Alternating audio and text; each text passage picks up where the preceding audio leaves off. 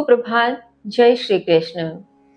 नियत कर्म अर्थात प्रकृति के गुणों के अनुरूप वह तय कर्म जो निर्दिष्ट हैं, इस प्रकार के कर्मों को फल व आसक्ति त्याग कर केवल कर्तव्य मानकर करना चाहिए।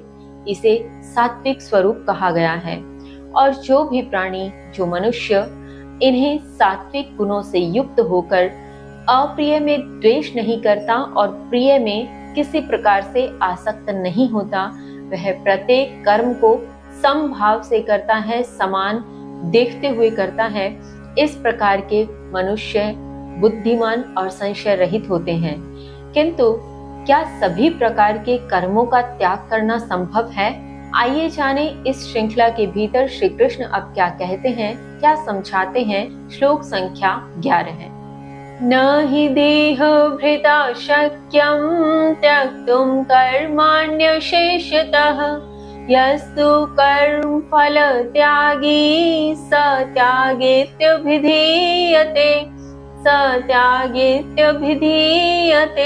श्री कृष्ण कहते हैं, निश्चय ही देहधारी द्वारा पूर्णतः कर्म त्यागना संभव नहीं है, लेकिन जो कर्म फल त्यागने वाला है वह त्यागी कहलाता है।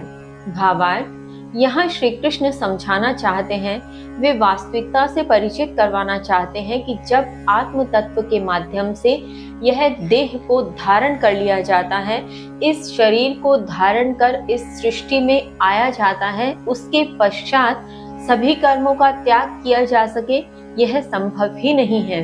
कर्म करने ही पड़ेंगे और कर्म करते हुए स्वयं के जीवन को उतना जीना ही पड़ेगा जितना इस आत्म तत्व के द्वारा देह को धारण किया गया है।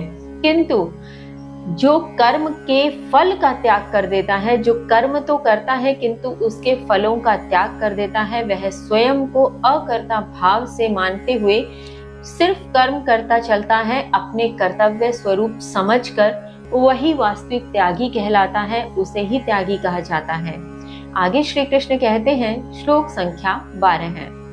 अनिष्टम इष्टम मिश्रम च त्रिविधम कर्मणः फलम भवत्या त्यागिनां प्रीत्य न तु सन्न्यासिनां क्वचित्। श्री कृष्ण कहते हैं, त्याग न करने वाले के लिए मरने के बाद इष्ट, अनिष्ट और मिश्रित 3 प्रकार का कर्मफल होता है, लेकिन सन्यासी के लिए कभी नहीं।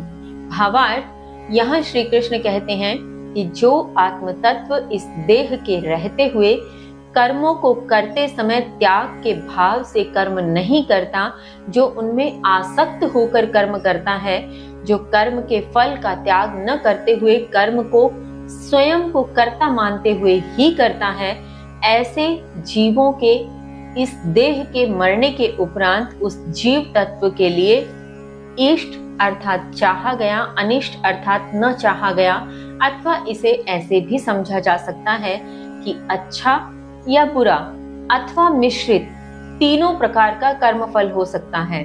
कहने का तात्पर्य कि उस आत्म तत्व ने इस देह के रहते हुए जब कर्म के फल का त्याग नहीं किया, स्वयं को कर्ता मानकर कर्म किया, तो उसने यदि अच्छे कर्म किए तो इष्ट अर्थात अच्छे कर्म का फल भुगतना ही पड़ेगा, बुरे कर्म किए तो अनिष्ट रूपी परिणाम प्राप्त होगा, और मिश्रित किए तो मिश्रित ही परिणाम प्राप्त होगा।